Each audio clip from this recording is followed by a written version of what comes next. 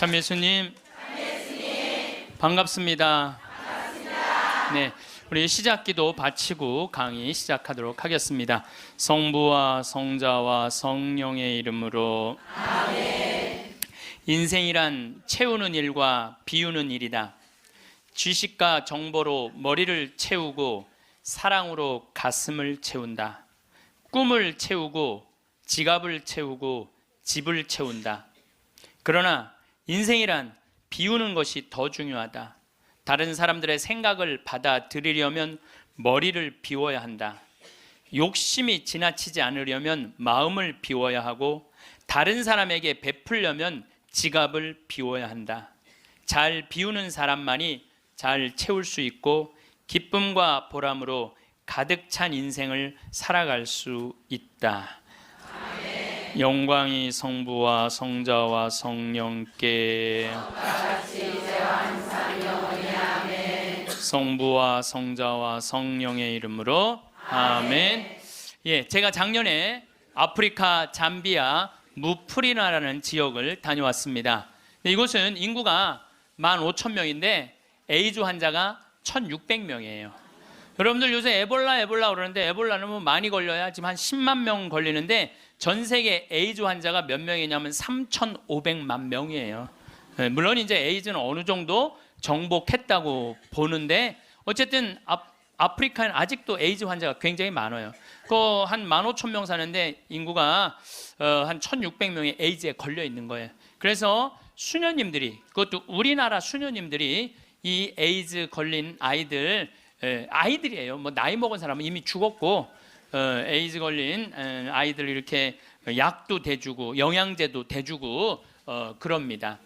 그래서 제가 작년에 가서 우리 의사 선생님들, 또 이 사람들이 이가 아파도 일을 못 빼요. 그래서 이제 치과 의사 선생님들 모시고 가서 에이즈 환자는 이게 이 빼는 게 굉장히 위험해요.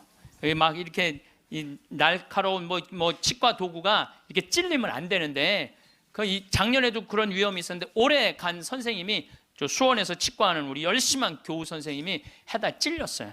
그 에이즈 이 피가 그렇게 찔린 거죠.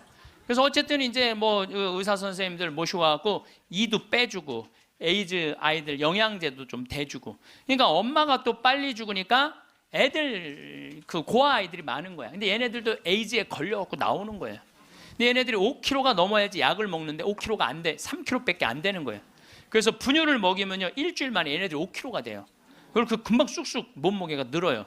그래서 거기 보육시설에 가서 분유도 좀 이제 대주고, 그리고 돈이 없으니까 학교를 못 다니는, 초등학교를 못 다니는 아이들이 한 700명 정도 되는 거예요. 수녀님들이 그 아이들을 모아다가 공부를 가르치는데 돈이 없으니까 책 12권을 가지고 한 명이 공부를 하는 거야. 그래서 필요한 게 뭐냐니까 책을 사달래. 그래갖고 가갖고 2명이 한 권을 볼 수 있도록 해줬어요. 근데 내가 간 결정적인 이유는 나는 생태 마을을 꾸미니까 거기에 자카란다 농장이 있어요. 근데 농장이 80만 평이야. 80만 평. 80만 평인데 수녀님이 2만 평밖에 농사를 안 짓고 있는 거예요. 그래서 내가 수녀님한테 물어봤어요. 수녀님, 이거 농사 다 지면은 보육시설, 병원, 그 다음에 학교 다 운영할 수 있을 텐데 왜 2만 평밖에 못 꾸미고 있느냐? 그랬더니 신부님, 우리는 맨손으로 농사 짓는다는 거예요. 포크레인도 없고 트랙터도 없고 경운기도 없어서. 여러분들 맨손으로 농사 지면요 한 사람이 1,000평 이상 못 져요. 얼마나 농사가 힘든데요. 내가 생태학교 운영했을 때 학생들 입학을 많이 해요. 막 20명, 30명. 내가 물어봐요. 생태학교에 왜 입학했습니까? 제가 이제 은퇴를 해서 예전에 땅을 한 4,000평 사둔 게 있는데 그거 이제 농사 지려고 농사 배우러 들어왔습니다. 그럼 한번 해봅시다. 그래갖고 이제 3월 한 달 동안 모종 내고 거름 뿌리고 막 해요. 한 달 지나고 나서 내가 다시 상담을 해요. 어떻게 농사 이제 한 4,000평 질만 하십니까? 그러니까 해보니까 이게 쉽지 않으네요. 한 1,000평 정도 할 수 있을 것 같아요. 그래요. 3월, 4월, 5월, 더운 이제 6월 이제 지나고 나서 학생들 여름방학 할 때 제가 물어봐요. 이제 한 몇 평이나 농사 질 수 있을 것 같으냐고. 그러니까 이분들이 하는 얘기가 한 10평 질 수 있을 것 같아요. 10평. 맨손으로 농사 짓는 게 진짜 힘들어요. 근데 수녀님이 거기서 맨손으로 농사를 짓고 있는 거야. 그러니 포크레인도 없고 트랙터도 없고 경운기도 없다는 거야. 수녀님 얼마면 되겠냐니까 2억이면 되겠대. 걱정하지 말아라. 내가 한국에 가서 2억 만들어서 보내주겠다. 내가 또 뻥이 또 엄청나게 세요. 내가 신학교 다닐 때 내 뻥이, 저 별명이 뭐냐면 황뻥이었어. 황뻥. 일단 뻥을 쳐놓고 한국에 돌아와갖고 내가 강의 때 몇 번 얘기했어요. 평화방송에도 나가고, 내가 여러분들 아프리카에 정말로 멋있는 일을 하고 싶은데 1,000만 원씩 20명만 도와주면 좋겠다. 여러분들 재산 5억 중에 10분의 1, 5천만 원은 내 거 아니라고 생각해야 된다. 그거는 어려운 이웃 도와주라고 하느님이 축복 준 거다. 나는 5천만 원까지 필요 없다. 그저 1,000만 원씩 20명만 난 도와주면 좋겠다 라고 얘기를 했는데, 절에 다니는 분들, 교회 다니는 분들, 성당, 종파 초월이야. 뭐 성당 다니는 분들, 아무 데도 안 다니는 분들, 이런 분들이 돈을 보내주는데요, 3개월 만에 2억이 들어온 거예요. 난 너무너무 감사해요. 네. 그분들이 정말 큰 마음 먹고 평생 모은 거 내신 분들도 많더라고요. 또 한 분은 마장동에 있는 분은 그냥 500원짜리 1,000원짜리 따모 한 500만 원을 갖고 온 거예요. 그걸 그냥 드럼통에 싸갖고 와서. 하여튼 감동적인 일이 너무 많았어요. 그런데 이제 2억이 딱 이제 3개월 만에 들어왔는데 2억 들어온지 모르고 계속 전화해갖고 돈 보내준다는 거야. 그래서 내가 전화 받아갖고 이제 2억 들어왔으니까 그만 보내셔도 된다고 이렇게 말을 할 수가 있어야지. 돈을 보내준다는데 계속 받았어요. 계속 받았는데 내가 요새 강의 때문에 책상에 못 앉아있는데 어젠가 그제 여기 평화방송 강의 준비한다고 밤 12시에 들어가는데 1,000만 원을 또 전주에서 어떤 분이 또 보냈더라고. 그것까지 합쳐서 들어온 돈이 7억 1,000만 원이 들어온 거야. 7억 1,000만 원. 아니 2억이면 되는데 7억이 들어오니까요, 사람이 마음이 간사해지더라고요. 난 그래서 이걸 하면서 그 복지시설 사람들 이해가 되더라니까요. 그 돈 떼어먹는 사람들 이해가 되더라니까, 이래서 떼어먹는구나. 그럼 어쨌든 내가 이제 포크레인 트랙터 경운기 사주기로 했으니까 그거 사주러 나갔어요. 나는 공투 조그만 걸 사주려고 갔는데 수현이 말을 바꾸는 거예요. 공투는 안 된다는 거예요. A10을 사달라는 큰 거. 왜냐면은 여기 개미산이 한 2,000개 있어요. 농장 안에. 개미산이 있으니까 농사를 못 짓는 거예요. 개미산 때문에 가려서 2,000개나 되는데 얘네들이 짐은 100년 동안 짓는 거야. 산 하나를. 100년 동안 지니까 얼마나 크겠어. 이건 말도 안 돼. 이거 한 2층 정도 되는 큰 개미산을 져놓는 거예요. 그럼 거기다 농사를 지려면 이게 보통 하나에 100평 정도 차지하고 있거든요. 그 농사를 지려면 장정 둘이서 꽃갱이로 한 달을 뽀개야 그거 하나를 뽀개는 거야. 그 2,000개를 언제 뽀개? 그래서 포크레인을 사달라는 건데 공투를 사주면 바가지를 꼽으면은 그 개미산을 포크레인 못 이겨요. 그래갖고 포크레인이 넘어진다는 거예요. 사달라면 1m 20짜리 큰 거 사달라는 거예요. 공투는 한 7천만 원이면 되거든요. 근데 그냥 A10을 사러 나갔더니 2억 8,700이야. 돈 좀 떼어먹어 보려고 그랬더니 떼어먹을 돈이 없는 거야. 그것도 우리나라 포크레인을 사주려고 그랬더니 우리나라 건 안 된대. 서비스 포크레인은 하면서 호수라는 게 막 터져요. 이렇게 연결돼 있는 게 큰 기계를 하니까 그거를 고치는 거는 볼보밖에 없는 거야. 그래서 볼보로 살려고 그랬더니 엄청 비싼 거예요. 그래갖고 어떻게 약속을 했으니까 2억 8,700짜리 포크레인 샀어요. 그 트랙터 6천만 원짜리 사고 경운기 2대 1,200만 원짜리 사서 작년에 11월 달에 인천항에 가서 택배로 붙였어. 또 이 포크레인이 너무 크니까 포크레인을 잘라요. 난 또 포크레인 자르는 거 처음 알았어.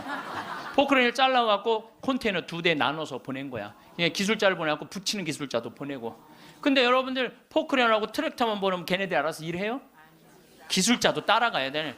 작년 11월 달에 포크레인 트랙터 택배로 붙일 때 기술자 둘도 택배로 붙였어. 그냥. 그런데 이 기술자들 둘 한 달 월급 완전히 기계를 고칠 줄 아는 기술자를 찾아서 보내야 되니까 둘 한 달에 800만 원이에요. 그 1년 쓰면 1억 아니야. 돈이 팍팍 줄어드는 거야. 이제 그거 이제 끝나고 난 다음에 거기 걔네들이 그냥 기술자가 따라가면 알아서 해요. 기름 대야 되잖아요. 기름도 한 달에 1,000만 원씩 되는 거예요. 기름도 한 달에 1,000만 원씩. 예, 기름도 한 달에 1,000만 원씩. 돈이 막 완전히 줄어드는 거야. 근데 수녀님이 내가 처음에는 빈말인 줄 알았대요. 2억 보내주겠다고. 근데 포크레인 보내지, 기술자 보내지, 기름값 보내지. 그러니까 수녀님이 자신감이 생겼나 봐. 신부님 귀양 도와주실 거, 우리가 닭을 팔고 싶은데 지금 잠비아는 여름이에요. 45도까지 올라가요.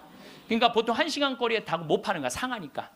그러니까 신부님 냉동고를 보내주면은 닭을 팔 수 있을 것 같다는 거야. 얼마냐니까 2,200만 원이래.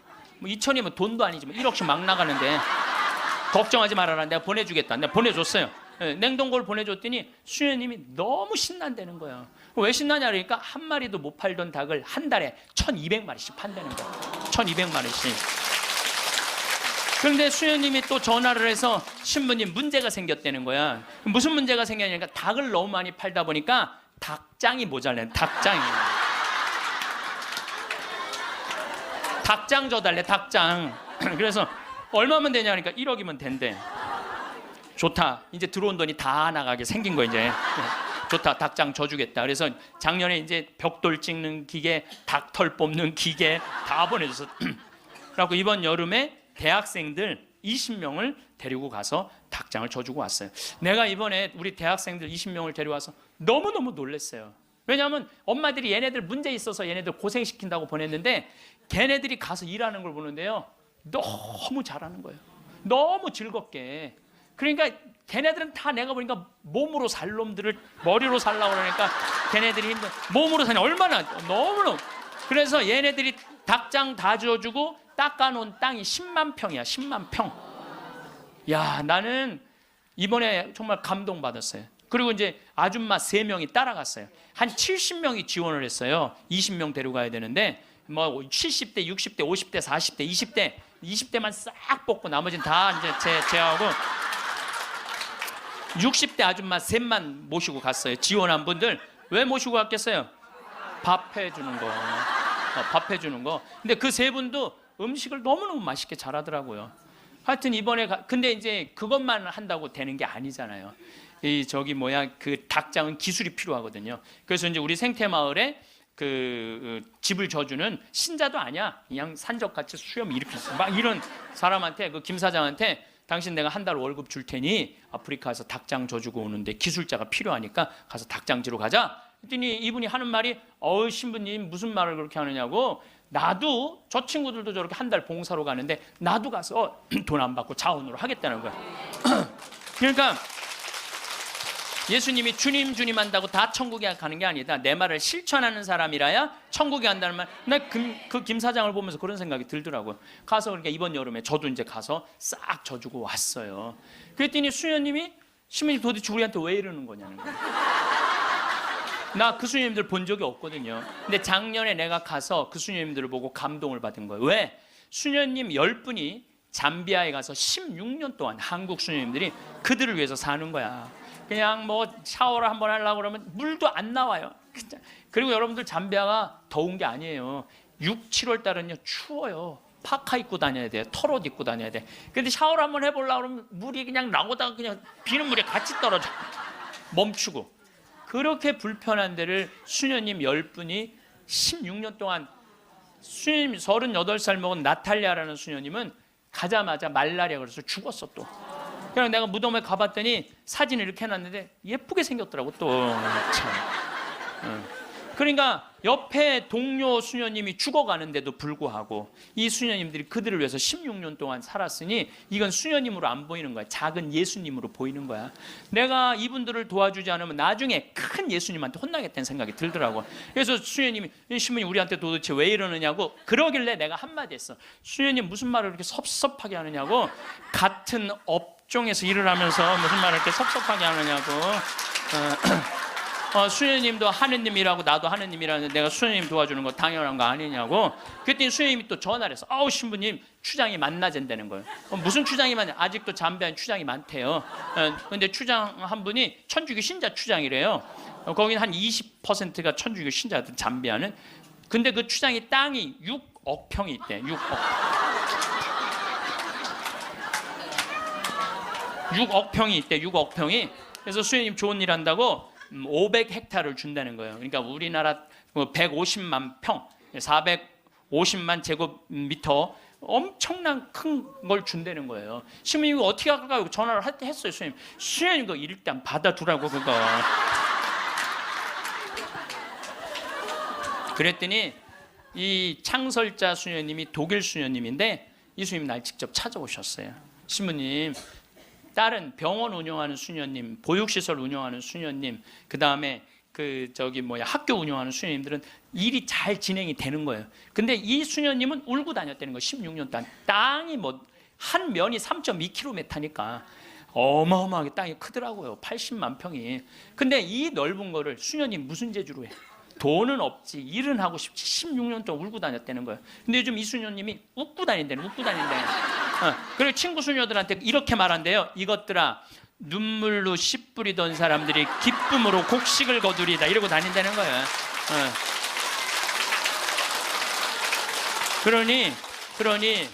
그러니 신부님, 이건 자기네들은 하기가 쉽지 않다는 거예요. 신부님은 나는 또 그쪽으로 공부도 했고, 그러니 신부님 귀향 시작을 했으니 완성을 좀 해달라고. 그러니까 난 또 80만 평 완성하려면은 70살까지 일이 기다리고 있는 거야.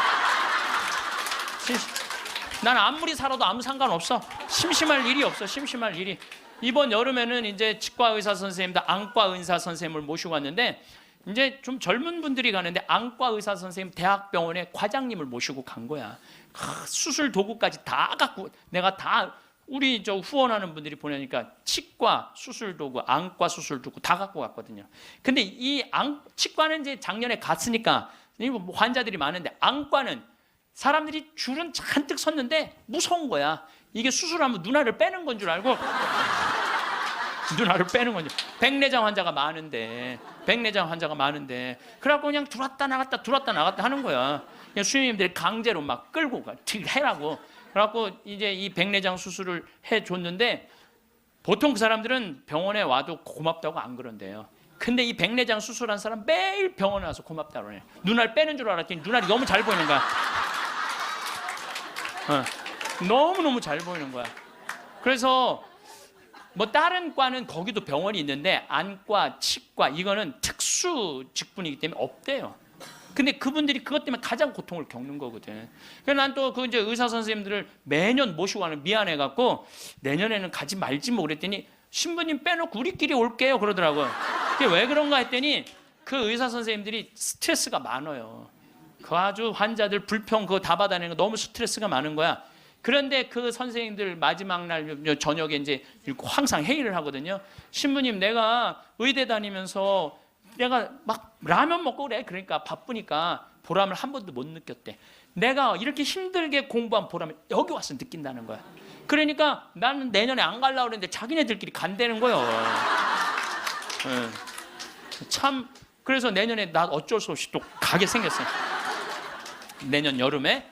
근데 이제 10만 평을 깎아놨는데, 거기도 지금 지구 온난화 때문에 굉장히 11월 시작하면서부터 우기가 시작됐는데 빈님이 안 오신 거예요. 그래갖고 보름 동안 안 오는데 지지난주부터 빈님이 오기 시작을 했다는 거야.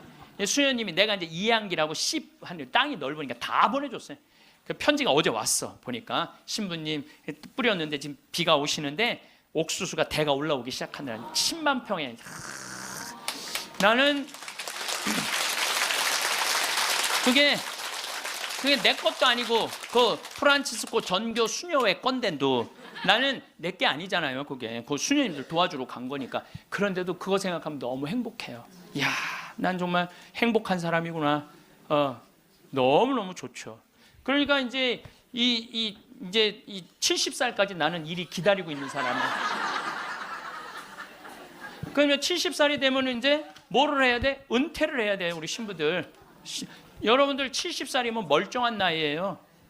여러분들 요즘 나이 계산하는 법 새로 나온 거 아시죠? 내 나이에 0.7년을 곱하면 그게 본 나이예요. 그러니까 지금 70살은 77이 49, 49살이야, 49살. 49살이라니까 70살들은 70살이에요? 잠깐 일어나 보세요.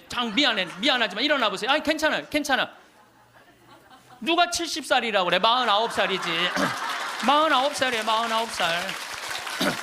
그러니까 우리가 이제 70살에 은퇴, 신부들이 70살에 은퇴를 하면은 너무 아깝잖아요. 그래서 한 달에 한 번 우리가 동창 모임을 하는데, 우리 동창 신부들하고 그러는 거야. 야, 우리 은퇴해갖고 그렇게 40년 사제로 살았지만은 너무 젊은 때 은퇴한다. 우리 뭐 할까? 은퇴하면은 그래서 내가 항상 하는 얘기가, 야, 우리 은퇴하면은 이 사주 카페는 있는데 왜 신부 카페가 없냐. 응. 우리 신부 카페 하자, 신부 카페. 아니, 요즘 사람들 마음 답답하면 사주 카페 가고 전보 커피 마시면서 전보잖아요. 그러니까 우리도 신부로, 여러분들 신부로 귀신의 애비로 40년을 살면요 웬만한 무당보다 나아요. 귀신의 애비로 40년 정도 살면 웬만한 무당보다 낫다니까요. 네, 지금 70살 원로 신부님들 딱 여러분들 보면요, 여러분 인생이 딱 보여요. 얼굴이 뭐냐면 얼이 들어왔다 나갔다는 굴이야. 얼이 들어왔다는. 그래서 우리 얼굴 안에 7,000개 인생이 있다는 거예요. 여러분도 얼굴 안에 딱 보면 남편이 바람 피고 있구나, 이게 금방 나온다니까. 웬만한 점쟁이 무당보다 낫다니까요. 저도 본당 신부하면서 무당들 세례를 많이 줬어요. 무당들이 천신, 자기가 모시는 신기가 떨어지면요 천신을 찾아온다니까요. 그래서 내가 뭐 북도 태우고 막 이거 신물도 많이 태워주고 세례도 주고, 또 어떤 무당은 유방암이 걸렸는데 67, 8쯤 됐는데 평생 이제 점을 봐준 거죠. 근데 이제 나한테 온 거예요. 이제 삶을 정리하고 하느님한테 귀의하고 싶다고. 살아온 얘기 다 들어주고, 그리고 이제 마지막에 이제 죽을 때 또 신부님 성가 소리 듣고 죽고 싶다고. 근데 쫓아가갖고 또 보니까 막 기다리고 있더라고요. 그래서 성모님 성가 듣고 싶다. 그래서 내가 막 성가 불러주는데 그렇게 해서 돌아가셨어. 그러니까 내 품에 죽은 무당도 있다니까. 내 품에 죽은. 내가 웬만한 무당보다 낫지. 웬만한 무당보다 나은 거예요. 그러면 우리가 카페 차려놓고 여러분들 본당 신부님들 면담하려고 그러면 얼마나 힘들어. 본당 신부님 바쁘고 우리 은퇴하면 시간도 많은데. 그래서 우리 잘생긴 시모니 신부가 있어요. 오늘 오후에 만날 건데, 시모니 신부 그 커피 바리스타 자격증도 있고 잘생기고 자격증이니까 시모니 신부는 커피 바리스타 하고, 그리고 나보다 7살 많은 베네딕토 신부라는데 얼굴이 못생겼어요. 형은 그 정신없이 왔다 갔다 하지 말고 주방에서 나오지 말고 거기서 나오지 말고 음식하고 음식. 그다음에 뭐 담배만 피우고 뭐 아무것도 안 하는 우리 마티아 신부, 너는 청소하고. 난 이제 이게 되니까 앉아서는. 내가 장소도 다 봐뒀어요. 장소는 어디로 했냐면은 남한산성 성지가 있는데, 남한산성 성지가 새로 성당을 줘서 갔어요. 옛날 구성당이 아주 그 창호주로 잘 져놨어. 그래갖고 그 성당 터 달라고 그랬어. 여러분들 남한산성 그 근처에 또 점 보는 데도 많아요 보면. 그래갖고 이제 거기는 이제 신부 카페. 우리는 은퇴해서도 할 일이 있는 거야. 그러니까 나는 이제 뭐 대학 하라고 이제 기부금도 40억 받았으니까 나는 200살까지 살아도 일이 있어요. 200살까지. 근데 여러분들은 무슨 계획이 있느냐? 나 이걸 묻고 싶은 거예요. 무슨 계획이 있느냐? 지금 60살 되신 분들은 100살까지 살아요. 100살. 50살 되신 분들은 110살까지 살아. 110살. 40 되신 분들은 120살까지 살아. 120살. 제가 20년 전에 강의하러 다니면서 여러분들은 이제 100세 시대가 옵니다. 신부님 뻥하지 말라고, 무슨 100살까지 사느냐고. 근데 요즘 여러분들 100세 안보장, 100세 연금보장 나왔어요, 안 나왔어요? 100세 시대 온 거예요. 근데 올해 한 보험회사에서 무슨 상품이 나오냐면 110세 건강 안심보험이 나왔다니까요. 그러면 이분들이 보험회사 분들이 야 100세 상품 나왔으니까 다음에 110세 할까? 이거 아니죠. 그때는 암 정복된다고 보는 거예요. 그리고 그때는 치매도 어느 정도 잡는다고 보는 거예요. 혈압, 당뇨 다 잡는다고 보는 거예요. 그러니까 그래 60년 후야. 60년 후인데 여러분들 1년에 0.5년이 늘어나. 1년에 0.5년 평균. 그러니까 지금 86세가 가장 많이 죽는 나이래요. 86세가. 근데 2020년에는 몇 세에 가장 많이 죽느냐면 90세에 가장 많이 죽는데 2020년. 그럼 2020년이면 몇 년 후에? 6년 후야. 6년 후. 그럼 여기 60살 되신 분들 66살 되면은 90세가 가장 많이 죽는다 그러면 그분들 몇 살까지 살 것 같아요? 100살은 그냥 가는 거. 60세들은. 50세들은 110살 간다니까. 아직 산 것도 아니라니까 여러분들. 40살들은 20년 더 살고 60년을 더 살아요. 60년. 그런데 며칠 전에 러시아에서 먹으면 120살까지 사는 알약을 개발했대요. 미토콘트리아라고 우리가 이렇게 장도 늙어가면서 노화가 진행인데 그걸 먹으면 그 노화 진행 속도를 그렇게 늦출 수가 있다는 거야. 10년 후부터 시판한다는 거야. 120살까지 사는 일이 벌어지는 거야. 120살. 그러면 이거 어떻게 되는 거야, 이거? 이거 보통 심각한 문제가 아니라니까, 여러분들. 지금 웃을 일이 아니에요, 지금. 웃을 일이 아니에요. 예, 심각한 거예요. 3년 전에 우리나라가 100살 이상이 1,700명 선에서 왔다 갔다 했어. 3년 전에. 여자가 1,600명, 남자가 100명. 3년 전에 100살 이상이. 예. 그런데 올해 내가 인구 통계청에 들어서 자료를 뽑아보니까 올해는 100살 이상이 몇 명이냐면 14,000명이에요. 14,000명. 3년 만에 100살 이상이 10배가 늘어난 거예요. 10배가 늘어났어요. 90에서 100살까지는 몇 명이냐면 13만 4천 명. 80에서 90살까지는 몇 명이냐면 97만 명. 그 다음에 60에서 70살까지는 270만 명. 그래서 65세 이상이 몇 명이냐면 정확하게 49만 명인데 650만 명에 650만. 65세 이상이 650만 명. 초등학교 애들이 270만 명. 270만 명. 그러니까 초등학교 애 하나에 할머니 셋이에요. 지금 그런 세상이 됐다니까요. 우리는 어렸을 때 길에 나가보면요, 애들이 바글바글했어요. 구슬치기, 딱지치기, 단방구, 자치기. 낮에만 그렇게 돌아다녀서 밤에 깡통 돌리게 해보면 온 놈들이 다 깡통 돌리고 다녔어요. 근데 요즘 길에 나가면 애들 하나도 없어요. 어딜 돌아다니는지. 누구만 할머니, 할아버지들만. 할머니가 길에 꽉 찼어. 또 할머니들이 어서 유모차 주사 유모차를 밀고 온 세상을 다 다녀. 유모차를 밀고 온 세상을 다 다녀. 유모차를 밀고 무슨 놀이터, 슈퍼마켓. 그래서 여러분들 무슨 현상이 있느냐면요, 그 노인정 앞에 가보세요. 유모차가 10대씩 끝나고 나면 밀고 다 집에 가고. 이거 어떻게 할 거예요?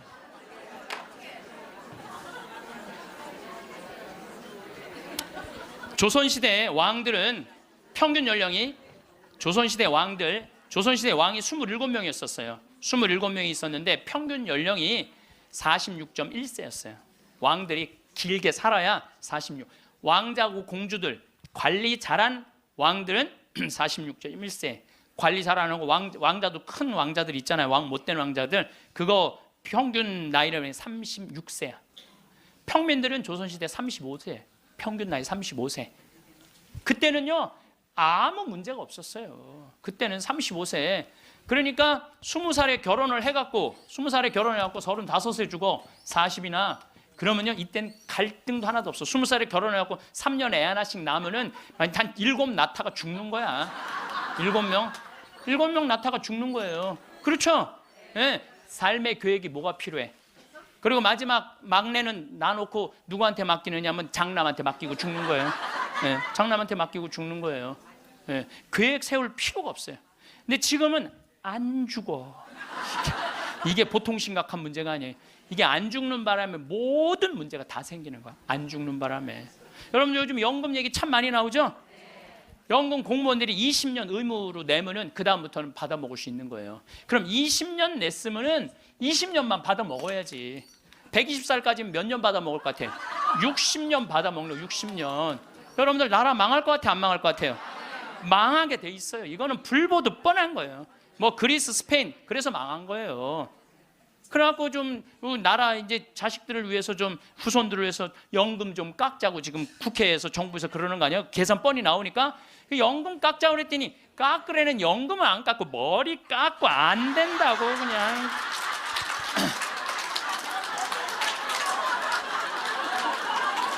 아니 누가 연금 깎자고 그랬지 머리 깎자고 그랬어? 그런데 여러분들 이게 웃지도 울지도 못할 일이에요. 웃지도 울지도 못할 일이야. 이게 지금 우리나라가 지금 무대책이야. 무대책. 아무 대책이 없는 거야. 그래서 연금 문제에 걸리지. 치매가 우리나라가 지금 58만 명이에요. 여러분들 35살 때 죽을 때 치매 걸려요? 이땐 치매 걸릴 시간도 없어요. 근데 지금 80, 90 방에 가만히 앉아 있으면은요, 네가 누군지 내가 누군지도 모르고 그냥 이러고 있는 거예요. 네가 누군지 내가 누군지도 모르고. 그러면 치매가 이렇게 있으면은 이 한 집에 5, 6 매달려 있다고 보면은 300만 명이 치매 때문에 고통을 겪고 있는 거예요. 모든 문제는 안 죽어서 생기는 문제예요. 그리고 난 정치인들도 보면 참 머리 나빠. 여러분들 65세가 650만 명, 50세까지 따면 거의 1000만 명인데 이제는요, 진보가 보수를 이길 수가 없어요. 진보가 보수를 이길 수, 늙으면 보수로 될 수밖에 없거든. 그러니까 노인들은 또 투표를 또 얼마나 열심히 해요. 똑같이 찍잖아. 이게 무슨 얘기냐면은 사회가 변할 가능성이 없다는 거예요. 젊은 사람이 많이 나와야지 사회가 변하고 발전하는데, 나이를 먹어가는 사람이 그 사회의 주축을 이루고 있잖아요. 그렇다고 죽으라고 그럴 수도 없고 살라고 그럴 수도 없고.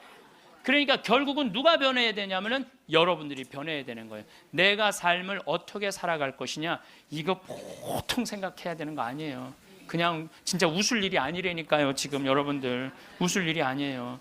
그런데 우리나라가 65세 이상 노인들이 OECD 국가 중에 가장 가난해. 가장 가난해. 근데 여러분들 왜 가난한 줄 알아요? 국가가 잘못해서 가난했을 것 같아요? 천만의 말씀. 우리나라가 프랑스보다 교육비를 몇 배를 더 쓰냐면 9배를 더 써요. 프랑스보다 9배 더 써요. 미국보다 교육비를 몇 배 쓰는 3배를 더 써, 3배를. 근데 여러분들 생각을 해봐요. 우리가 프랑스보다 지금 뭐 비슷비슷하게 살지만 조금 떨어져. 미국은 우리 한 2배 정도 잘 살아. 근데 그 2배 정도 잘 사는 나라보다 3배를 교육비를 더 쓰는 거예요. 그래서 남자아이 대학 결혼까지 들어가는데 여러분들이 3억 6천이에요. 처음부터 태어나갖고 걔한테 쏟아 넣는 돈이 3억 6천이야. 여자는 3억 4천이 들어가요. 그럼 남자 여자 아들 딸 둘 나갖고 결혼까지 시켰으면 여러분들 얼마 쓰면 7억을 쓴 거야. 7억을. 셋 낳았으면 10억을 쓴 거야. 10억. 그러니까 애를 낳아요. 그래서 애도 안 낳는 거예요. 이놈의 교육 때문에 애도 안 낳는 거예요. 그러니까 애가 안 나오면 나라는 어떻게 되겠어요? 이게 머리가 복잡해요. 내가 보기엔 정치인들 머리가 지끈지끈할 거야 아마. 그 생각을 해보면은. 그러니까 65세 넘어가고 OECD 국가 35개 나라 중에 우리나라가 노인이 가장 가난해. 쓸 돈이 없는 거야. 자식들한테 다 쓰고. 그리고 요즘 애들은요 1등 아니면 패배자야 다. 그러니까 대기업에 취직 안 하면 아무데도 취직 안 하는 거야. 그리고 대기업 안 갈 바야 200만 원 받고 일 안 한다 이거야. 그러니까 집에서 논다는 거야. 그럼 노는 놈 누가 책임져야 돼?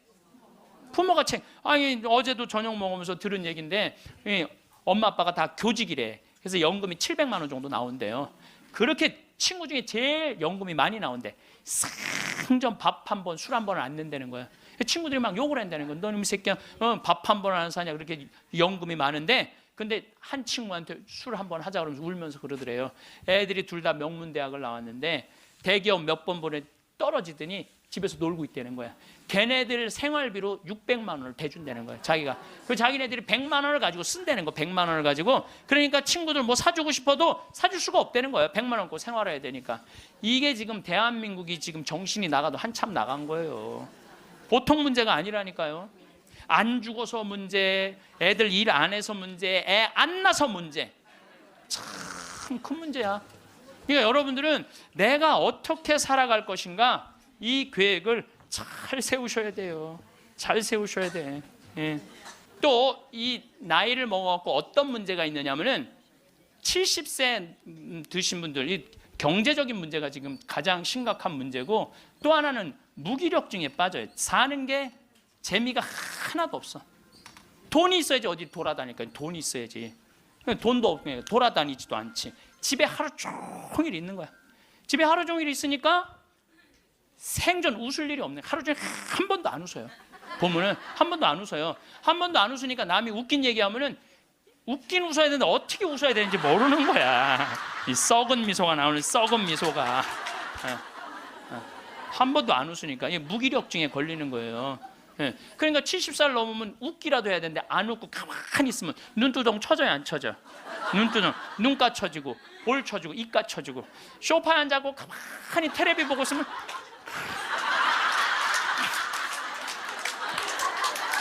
소파에 앉아고 텔레비만 째려보고 있는 거야. 아니 텔레비가 뭘 잘못했다고 KBS 한번 째려보고 MBC 한번 째려보고 SBS 한번 째려보고 평화방송 한번, 평화방송 볼 때 더 째려봐. 저 무슨 얘기하는 건가. 뭐 애들 다 떠나고 여러분들 애들 다 떠나고 남편하고 있으면 뭐 깨가 쏟아질 것 같아요? 깨 안 쏟아져요. 신혼 때나 깨가 쏟아지는 거지. 소파에 앉아 이렇게 있는데 남편이 지나가면은 투명인간이 지나가나 보다.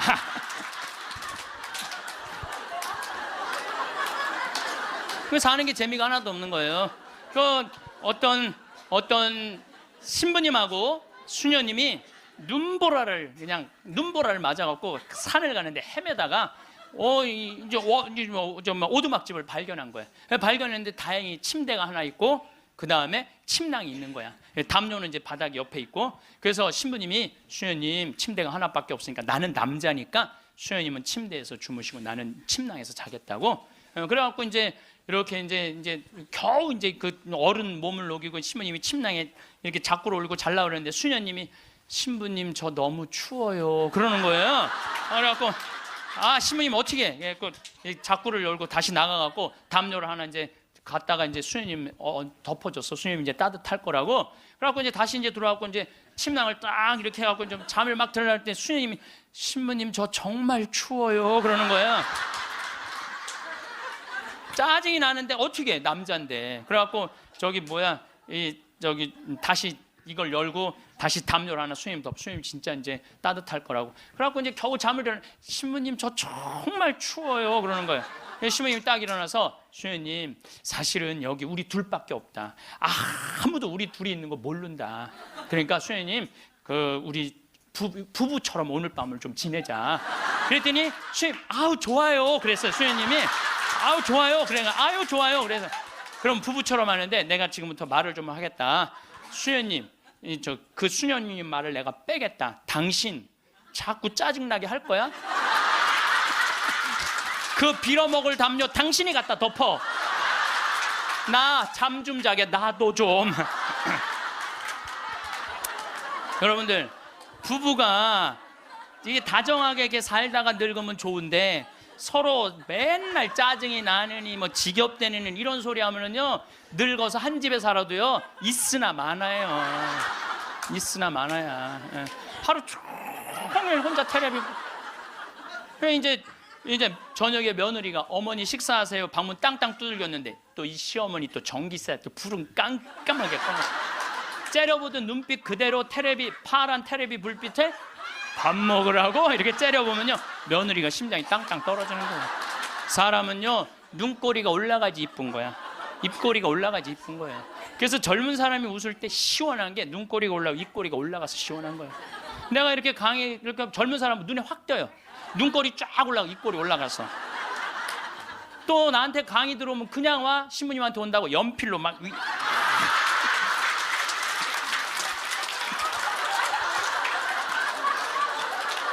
그런데 할머니들은 아무리 그려도 이게 떨어져요. 그래서 제가 드리는 말씀은 무기력증에 빠져 살지 말고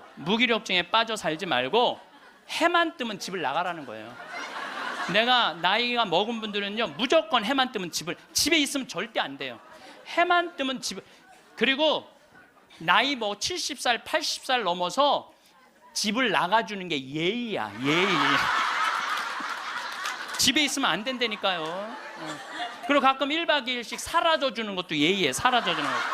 강원도 평창 생태마을로 사라져주는 게 예의라니까. 하루 종일 웃지도 않고 있으면 뭐가 행복하겠어요. 그러니까 할머니들 오늘 65세가 넘어갔고 나는 해 뜨자마자 나왔다 여기 나왔다 한번 손 들어보세요. 내가 늘 말하지만 이 처녀들이 슬기로운 처녀들이라니까.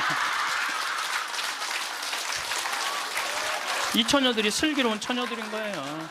그래서 신부님 돈이 있어야지 나가 돌아다니죠. 집 잡혀라.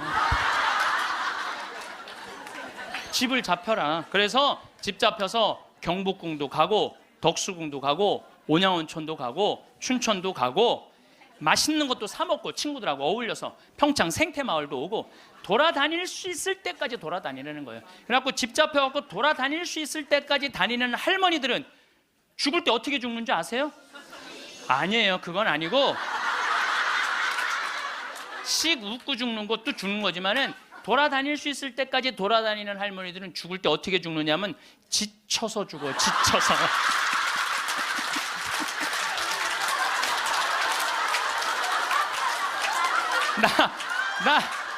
이제 그러니까 95살쯤 돼갖고 나 도저히 못 돌아다니겠다.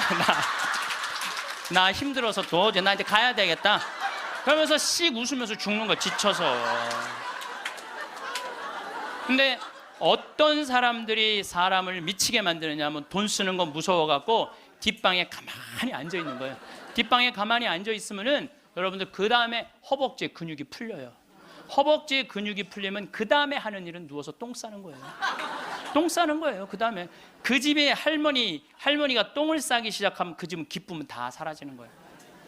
냄새가 얼마나 기분 나쁘게 하겠어요.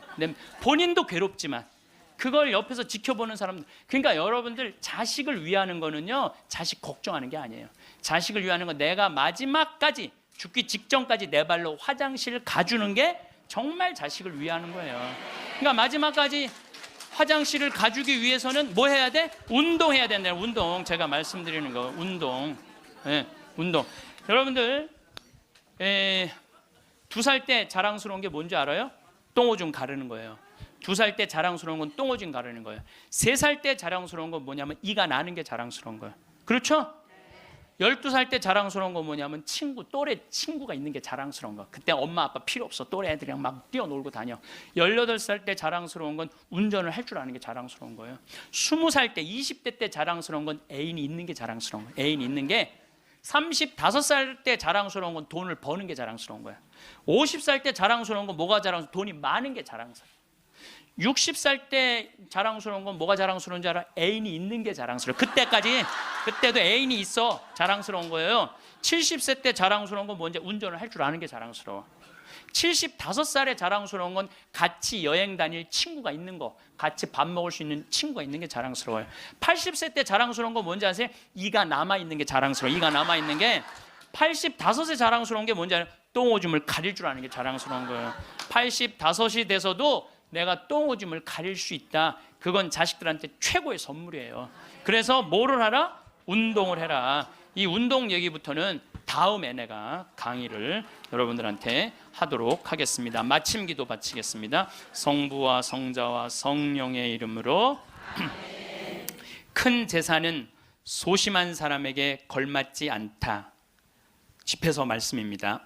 구두쇠에게 재물이 무슨 이익을 주겠느냐? 제 몸을 돌보지 않고 쌓기만 하는 자는 다른 이들을 위하여 모으는 것이니 그의 재산으로 남들만 흥청거릴 뿐이다. 자신에게 악한 자가 누구에게 관대하겠느냐? 그는 자기 재산도 즐기지 못한다. 자신에게 인색한 자보다 더 악한 자는 없다. 그것이 바로 자신의 사악함에 대한 보상이다. 욕심이 많은 자의 눈은 제 몫으로 만족할 줄 모르고 몹쓸 부리는 영혼을 메마르게 한다. 구두쇠는 음식을 아까워하며 그의 밥상에는 음식이 모자란다. 영광이 성부와 성자와 성령께. 성부와 성자와 성령의 이름으로. 아멘. 감사합니다.